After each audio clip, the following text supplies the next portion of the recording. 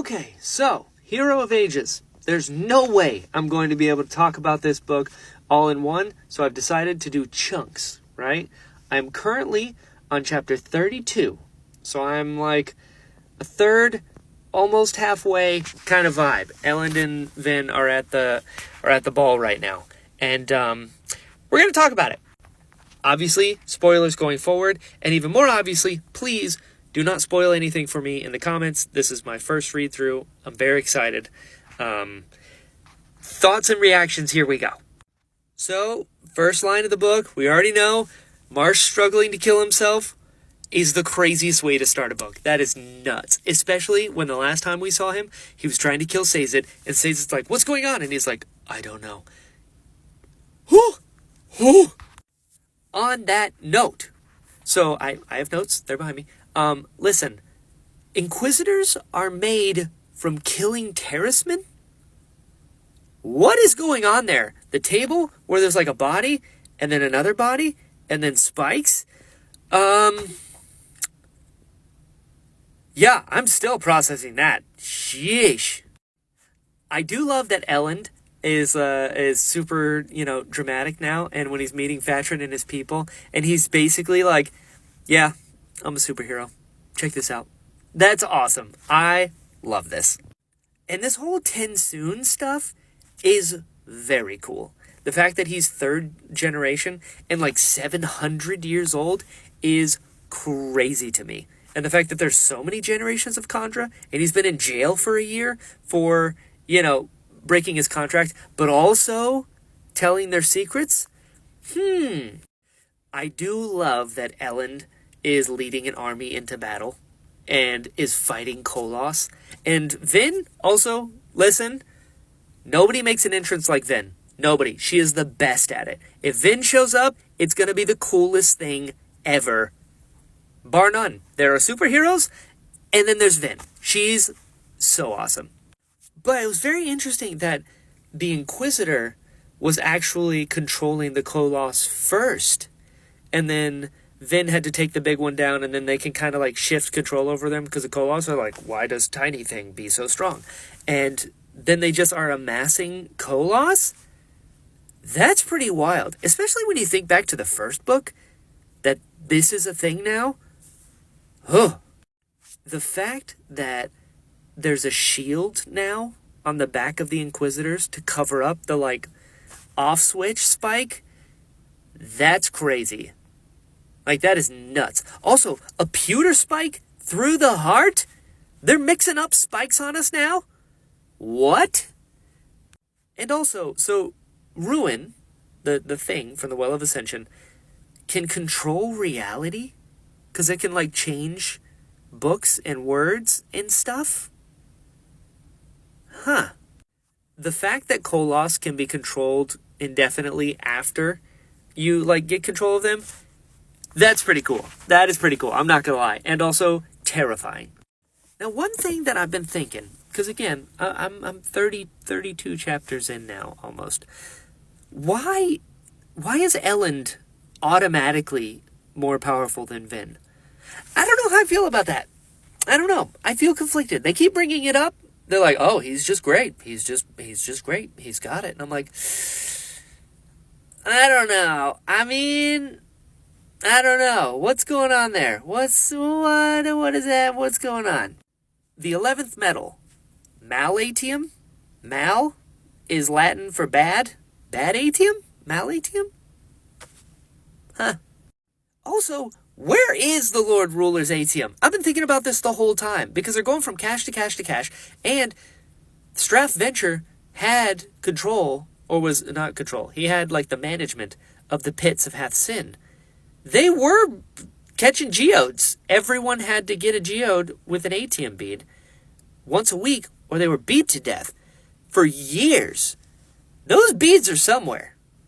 I just don't know what. I thought it's what the Koloss had in their pouches. That was one of those, like, because imagine, right? Like, if the Koloss don't know what it is, who's ever going to mess with them? And it's like you hide them in plain sight kind of thing. Not what happened. It was just wooden coins because they're dumb. An interesting thing that's also bugged me a lot is if you say it out loud, Ruin can figure it out. If it's written down, he can figure it out and he can mess with it. But your thoughts are safe. So as long as you can stay in your head, you're good. Oh, man. Ruin controls Marsh is so sad. It's so sad. That chapter, it just... Oh, it breaks my heart. It reminds me, if anyone here is like an anime fan, it kind of reminds me of Itachi Uchiha from Naruto, where he's like painted to be the bad guy, but he's secretly the good guy who just like was put in a bad position and then has no choice. Oof. And so the Inquisitors were always supposed to have more spikes, but the Lord Ruler wanted to keep them controllable? But now that Ruin's in charge, he's just loading people up with spikes. It's like every time we talk to Marsh, he has more spikes. Yikes, dude. Also, another thing. So, when did TenSoon's contract end with Kelsier and start with Zane?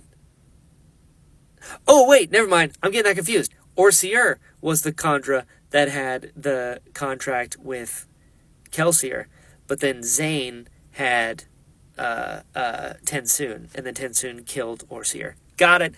I also wrote these notes as I'm like going through the book, and then retroactively I'm like, oh right, no, we got the answer to that one. There's a Koloss who calls himself human. Interesting. Also, he said Vin is a Koloss, and he said you Koloss came from us, but he calls himself human. I feel like there's so much stuff in this book that is like said and just left on the table and then not explained, just so you can like sit with it. And then you just hope to God it comes full circle later on, or that I'll remember it, because I have bad ADD. I don't remember nothing. It's terrible. Very cool that the bead that Ellen digested to become Mistborn was a bead of pure allomancy. That's very cool. Are there more? Is there a secret stash of those? Because he said there was just the one. Why is there just the one? Did the Lord Ruler put it there? Or did Ruin put it there? And why? I do find it very interesting that this book has like little baby chapters that are like in between, that are really short. That's just enough to be like, hey, remember this person? All right. Very interesting, Brandon Sanderson. It is wild that Orsier was contracted with Kelsier and then Vin. TenSoon was contracted with Straff, then Zane, but they knew each other for like 700 years.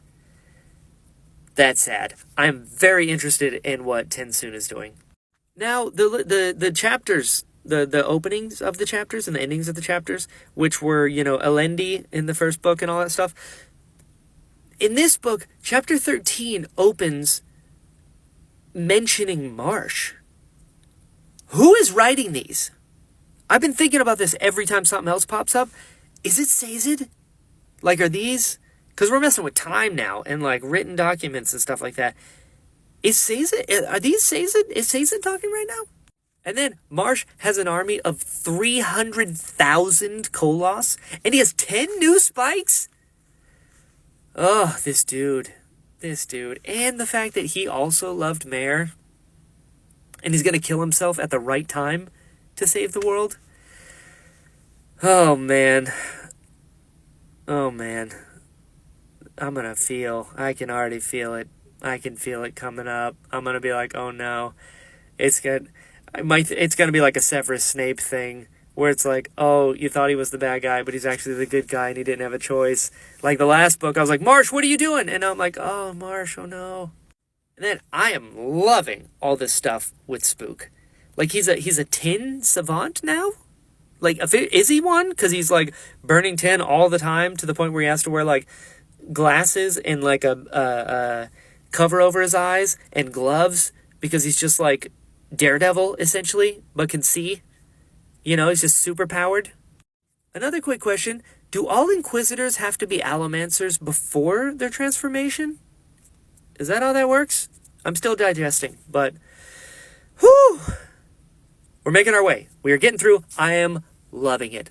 I'm going to make another one of these right now, continuing forward to where I'm at. Oh, here we go.